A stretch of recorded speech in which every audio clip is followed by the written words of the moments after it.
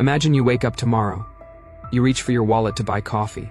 You open it, and your cash is gone. Not stolen, just gone. Replaced by a shimmering digital number on a screen. The barista doesn't want your dollars. The gas station doesn't want your coins.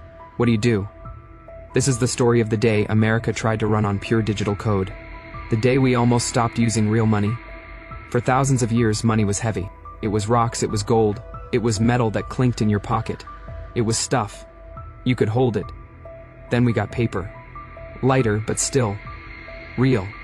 You earned it, you held it, you spent it. It felt like work. It felt like value. Meet Amy. She represents most of us. By the early 2020s, Amy was already living in a hybrid world. She got paid by her job through a direct deposit. Ones and zeros zapped into a computer. She paid her rent with a few taps on her phone. But for her morning coffee, she still liked using the $5 bill from her grandma's birthday card. Cash felt real. It felt safe. But there was Tim. Tim worked for a big tech company. He believed cash was for cavemen. It's dirty. It's slow, he'd say. Why carry a heavy pocket when your phone is a magic wallet? For years, Tim and others like him pushed for a cashless world. Faster transactions, trackable spending, no more fumbling for change at the checkout. It seemed like a natural next step, like going from horses to cars. But they forgot one tiny, massive detail. What happens when the magic stops working? It didn't start with a bang. It started with a glitch. A major payment processor, the middleman for nearly half the country's digital transactions, had a problem. Tim woke up, grabbed his phone and tried to buy his daily oat milk latte using his favorite app. But the app just spun and spun. He tried a different card. Denied. He tried his smartwatch. Denied. His whole life was on these screens. It was a perfect storm, a corrupt update, a severed undersea cable, a cyber attack. No one knew for sure, but the result was the same. The digital money pipes got clogged. But Amy? Amy was fine. Her card got declined too. But she'd found that old $5 bill in her glove compartment under the napkins and the spare change. She paid with that. For the first time in months, she felt lucky. By lunchtime, panic set in. Restaurants couldn't process payments. Ride-sharing apps were useless. Stores, not wanting to lose money, started putting up signs. Card systems down.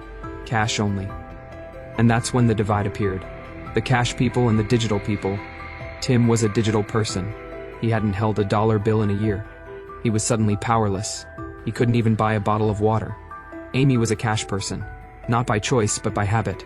She had a secret superpower, a crumpled $20 bill in her pocket. As the day wore on, something interesting happened. The systems didn't come back on. The temporary glitch started to feel permanent, and society began to improvise. The diner owner, a man named Sal, put up a sign. "We trust our neighbors, tab open." He started writing names on a notepad next to what they owed. It was old school credit, based on trust. Sal saw Tim looking lost. He waved him in. "Don't worry about it, kid. Eat. You look like you need it." For the first time that day, Tim felt a warmth that wasn't from his phone battery overheating. It wasn't just the diner. A kid mowed a neighbor's lawn for cash. A musician played on a street corner with a guitar case open for coins. Real coins that people actually had. Bartering started. "I'll fix your sink if you give me some of that bread you baked." Tim turned to Amy. "I feel so stupid," he said.